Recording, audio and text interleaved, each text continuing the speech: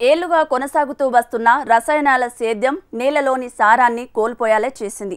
భూమిలో పుష్కలంగా లభించే సూక్ష్మజీవులు అంతరించిపోయే దశకు చేరుకున్నాయి. మొక్కల్లో పోషకాల లోపం ఏర్పడి ఎదుగుదల లేక దిగుబడులు తగ్గాయి. ప్రత్యామ్నాయ మార్గం ఏమిటని చేసిన అన్వేషణ ప్రకృతి మార్గం సూచించింది. సుభాష్ పాలేకర్ స్ఫూర్తితో ప్రకృతి పాఠాలు నేర్చుకొని దేశీయ గోవుల సంతతిని వృద్ధి చేస్తూ నేల తల్లిని కాపాడాలన్న సంకల్పంతో 10 ఏళ్లుగా ప్రకృతి సేద్యాన్ని కొనసాగిస్తున్నారు అనంతపురం జిల్లా రామదాస్పేట గ్రామానికి చెందిన దేవేందర్ రెడ్డి. తనకున్న 20 ఎకరాల పొలంలో 5 ఎకరాల్లో ప్రకృతి సిద్ధంగా బత్తాయి సాగును చేస్తూ అధిక దిగుబడులను సొంతం చేసుకుంటున్నారు. ప్రారంభంలో ఇబ్బందులు ఎదురైనా పట్టుదలతో ముందుకు సాగిన ఈ అభ్యుదయ రైతు నేడు తోటి రైతులను ప్రకృతి సాగు వైపు ప్రోత్సహిస్తున్నారు. ఈ ప్రకృతి వ్యవసాయము 10 సంవత్సరాలుగా చేస్తున్నాను. 2012లో మన సుభాష్ పాలేకర్ గారి స్ఫూర్తితో ఈ వ్యవసాయం రంగంలోకి రావడం జరిగింది. ప్రకృతి వ్యవసాయానికి మా తాతల కాలం నుంచి కూడా మేము వ్యవసాయమే చేస్తున్నాము. అప్పుడు రసాయనాలే వాడేవాళ్ళము తెలియక. దానివల్ల ఆ రసాయనాలు వాడటం వల్ల భూమి ఎంత నిస్సారమవుతూ ఉంది, నేల తల్లి కూడా సారం లేకుండా పోయింది అనేది మేము గ్రహించినాము.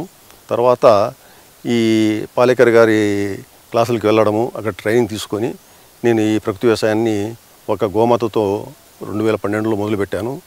ఇప్పటికీ మా దగ్గర గోమాతలు 10 గోమాతలు ఉన్నాయి. మాకైతే 20 ఎకరాల పొలం ఉంది.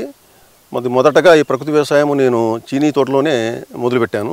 అంతకుముందు రసాయనాలు వాడేవాళ్ళము. ఆ రసాయనాలు వాడేటప్పుడు కూడా మేము ఈ పెస్టిసైడ్స్ ఇవన్నీ వేసేటప్పుడు ముక్కులు పెట్టుకొని స్ప్రే చేసేవాళ్ళం. అంత భయంకరంగా ఉండేది. ఎందుకురా ఇది ఇంత ఉన్నది ఇది అని ఉన్నది ఆలోచన. కానీ ఇలాంటి సేద్యం ఉంది అనేది మాకు తెలియదు. ఆ పాలేకర్ గారు చెప్పిన తర్వాత ఓహో ఇది కూడా ఇట్లా చేసుకోవచ్చు అని చెప్పేసి మనం మొదలుపెట్టాము. మొదలుపెట్టిన తర్వాత 1 సంవత్సరము కొద్దిగా ఇబ్బందులు పడినాం. తెలియక కొన్ని జీవామృతం ఎలా చేసుకోవాలి, ఘనజీవామృతం ఎలా చేసుకోవాలి, ఈ కషాయాలు ఎలా వాడాలి అనేది కొద్దిగా మాకు అర్థం కాలే. సరే చేస్తూ పోదాము, మనకు ప్రాక్టికల్గా ఏదో ఒకటి మనకు దొరుకుతుంది కదా ఉద్దేశంతో మొదలుపెట్టాను. మొదలుపెట్టిన తర్వాత మా అనుభవంలో అప్పుడే మాకు నేల తల్లి స్వభావం కూడా మారడము, ఈ వానపాములన్నీ మనకు కనపడము, ఆ విధంగా మాకు కొద్దిగా ఒక ఇన్స్పైర్ వచ్చేసింది. ఓహో ఇది వాడితే ప్రకృతి సిద్ధంగా ఉండే ఆవు పేడ మూత్రము ఇవి వాడితే నేల తల్లి కూడా పులకరిస్తుంది అనేది ఒకటి మాకు బాగా తెలిసిపోయింది.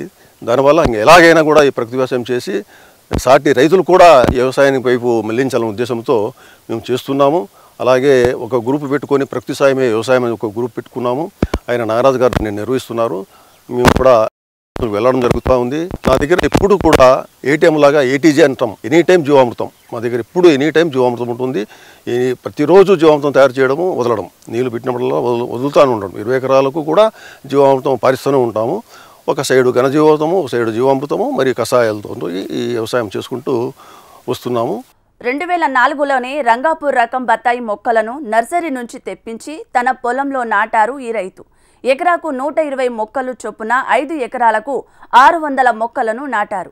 ఆ తర్వాత 6 ఏళ్లు రసాయనాలను మొక్కలకు అందించారు. అయితే మొక్కల ఎదుగుదల కనిపించకపోవడంతో పాటు నేల తన సహజత్వాన్ని కోల్పోయిందని గుర్తించారు ఈ రైతు. ఆ తరువాత 2012 నుంచి ప్రకృతి పద్ధతులను అనుసరిస్తున్నారు. ప్రారంభంలో ఆవు పేడతో వ్యవసాయం చేస్తానంటే తోటి రైతులు ఎగతాళి చేసేవారని, కానీ నేడు దాని ఫలితాన్ని చూసి ఆశ్చర్యపోతున్నారన్నారు దేవేందర్ రెడ్డి. రసాయనాల సేద్యం నుంచి ప్రకృతి వైపు మారటం అంత సులువైన విషయం కాదంటున్నారు ఈ రైతు. అందుకు ఓపిక, శ్రమ అవసరమని చెబుతున్నారు. ఈ బత్తాయి తోట 2004లో మేము నర్సరీ నుంచి తీసుకొని రావడం జరిగింది. ఇది రకం వచ్చేసి రంగపూర్ రకం అంటారు. మన గవర్నమెంట్ సలహా మేరకు మేము ఈ మొక్కలు తెచ్చుకోవడం జరిగింది. ఇవి రంగపూర్ అంటారు. ఎకరాకి 120 మొక్కలు పెట్టామండి. ఇది ఈ పొలం వచ్చేసి 5 ఎకరాలు. 5 ఎకరాల్లో మాకు ఇప్పుడు 600 మొక్కలు ఉన్నవి. 2004లో మొదలుపెట్టాము. అప్పుడు మాకు ఈ ప్రకృతి వ్యవసాయం గురించి తెలియదు.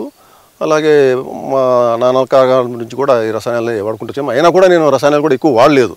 ఎలా అంటే నేను కూడా ఎంఏ వరకు చదివాను. నేను కూడా బీఎస్సీ స్టూడెంట్ తెలుసు కాబట్టి మేము కొద్ది మోతాదులో తీసుకుంటూ వచ్చాము. అయినా కూడా అప్పుడప్పుడు పడుతూ ఉంటుంది కదా, ఎంత కావాలి విషము అనేది ఒక ఆలోచన ఉండేది. అలాగా 6 సంవత్సరాలు రసాయనాల్లోనే మేము వేసుకుంటూ వచ్చాము. చెట్లు ఎదుగుదల కూడా కనిపించలేదు మాకు, ఎన్ని వేసినా కూడా. వాటికి దిబ్బ ఎరువు కూడా మామూలుగా వేస్తూ ఉంటాము, కానీ కనిపించలే. మనకు 2012లో మనకి ప్రకృతి వ్యవసాయం గురించి తెలియడము, అప్పటి నుంచి మనము ఈ జీవామృతము ఘనజీవామృతము ఇచ్చుకుంటూ వచ్చినాము. అప్పట్లో కూడా చుట్టూ రైతులు ఎట్లా వస్తుందయ్యా ఆవు పేడతో, మళ్ళీ చెప్తావే ఇంత వేసాంటి కూడా పంట పండడం లేదు, నువ్వు ఏందో ఆవు పేడతో వేస్తున్నావు ఓ పిచ్చోడ్లాగా మాకు చూశారు. సరే మీకు తెలుస్తుందిలేండి నేను చేసే దాన్ని బట్టి అని చెప్పేసి చెప్పడం జరిగింది.